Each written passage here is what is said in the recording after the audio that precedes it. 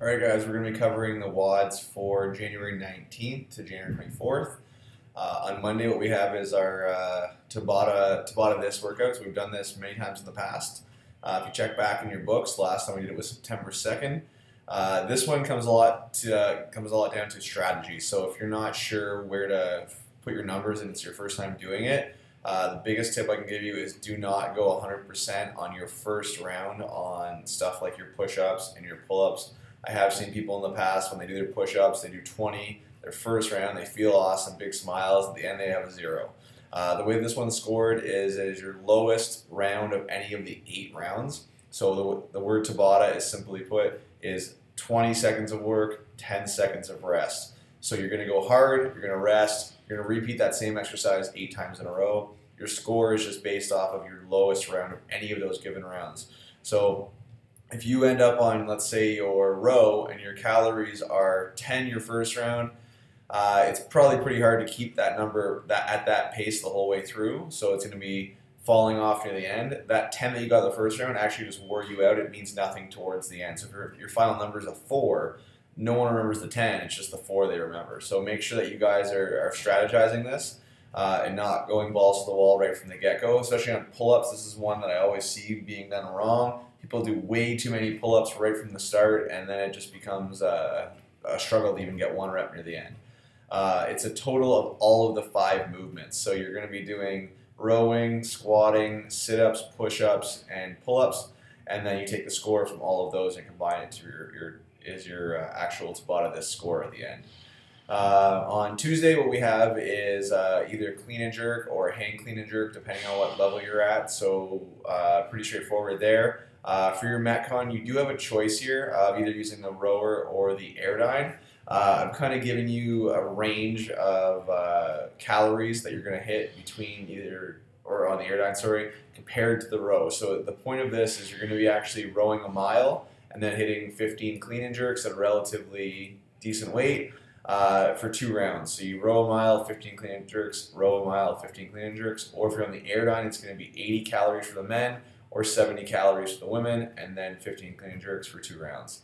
You can pick and choose whatever you want for that. It really doesn't matter. Pick the airdyne or the rower. We have lots, so whatever is open, I guess, in a sense. On Wednesday, we have for the advance is a high hang squat snatch. So this is all about technique this day. You're going to be hitting sets of 3. The difference with the intermediate is it's going to be a hang squat snatch, and then for the beginner is just a hang power snatch, not catching in that bottom position. Your Metcon, very, very different for the different levels here, which I hope you can understand why. For the advanced intermediates, I went to doing CrossFit for over 6 months. I'd put you in this category. Is 100 burpees to start. This is like your buy-in, okay? So we have a 12-minute window, 100 burpees to start. Don't cherry pick this, by the way. I want to see you guys on this day. Whatever time you have left is max reps of power snatch with 85% roughly of your 1 RM. All right, so you can use your numbers in your book, use your numbers from earlier in the day from your strength to figure that out. But make sure you're hitting quality.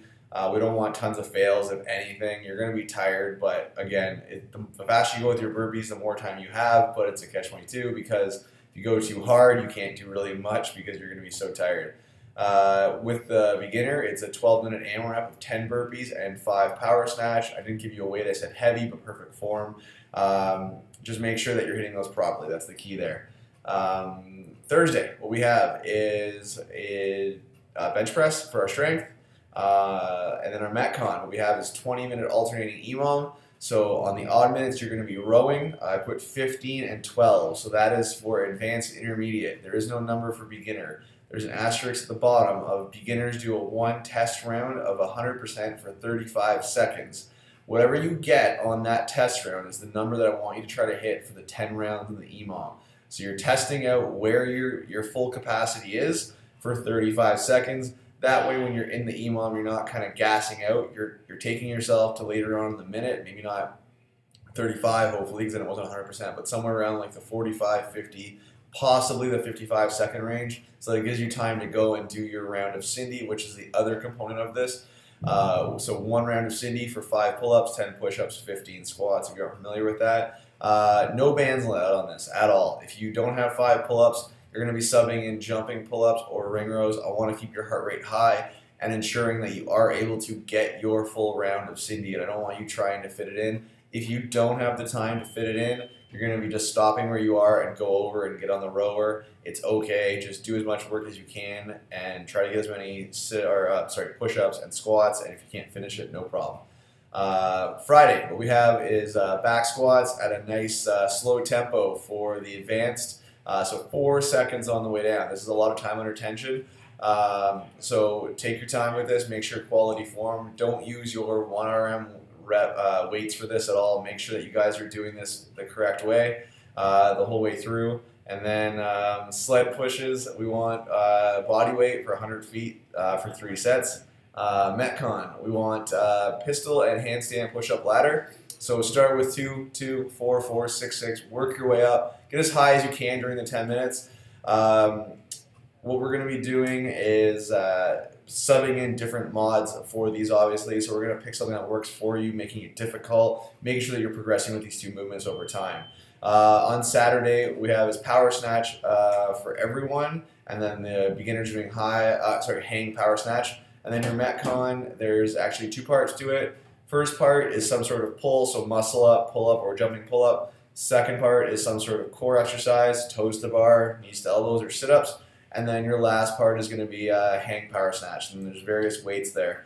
You're going to rest 2 minutes, and you're going to hit a row for max distance at 90%, not 100%. Maintain the same pace the whole time. That's the key there. Whatever split time you start with is a split time you end with, and should technically not fluctuate like crazy. Otherwise, you went too hard at the start. You can start with part 2 and then flip-flop. It really doesn't matter. Probably going to do that with the bigger classes on the Saturday, but that's okay. All right, guys, so that's everything, and we'll see you in the gym.